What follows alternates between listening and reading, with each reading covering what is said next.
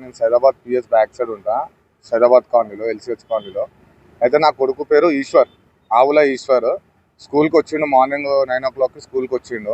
నాకు exact 12:15కి phone వచ్చింది, మీ అబ్బాయి తలకాయ పగిలిందని చెప్పి ఫోన్ వచ్చింది.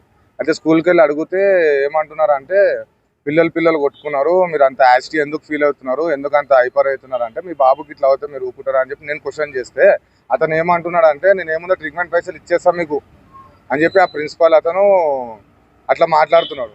ఇప్పుడు ఏం చేసేది ఉంది, ఇప్పుడు ఏం చేస్తారు అది ఇది అని చెప్పి పిలిపించి, వాళ్ళని ఎవరినో పిలిపించి, ఒక 2-3 పిలిపించి మమ్మల్ని బయటికి పంపించినారు. దాని తర్వాత మేము మళ్ళీ సీసీటీవీ ఫుటేజ్ కావాలని అంటే టెక్నీషియన్ వస్తున్నాడు అని చెప్పి ఇప్పటికి 1.5 hour అవుతుంది. ఇప్పటి వరకు కాలేదు, అదేం కాలేదు. చిన్న బాబు ఎల్కేజీ చదువుకుంటాడు, వానికి 3 stitches పడ్డాయి, చాలా హెవీ ఇంజూర్డ్ అయింది తలకాయకి.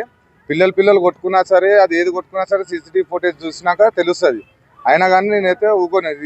ఇది అయితే పిల్లలది, చిన్న పిల్లలది, రేపటి దినము రిపీట్ కావద్దని నా ఇంటెన్షన్, అంతే. మిగతాది ఏం లేదు. వాళ్ళపైన ఏదో పల్సర్ గ్రడ్జ్ లేదు, ఏం లేదు. నా బాబుకి ఇట్లా అయింది, నా బాబుకి కరెక్ట్ ఏదున్నా నేను ప్రెస్ త్రూలా నేను సాయం అడుగుతున్నా, ప్రెస్ త్రూలా నాకు న్యాయం కావాలి అంతే.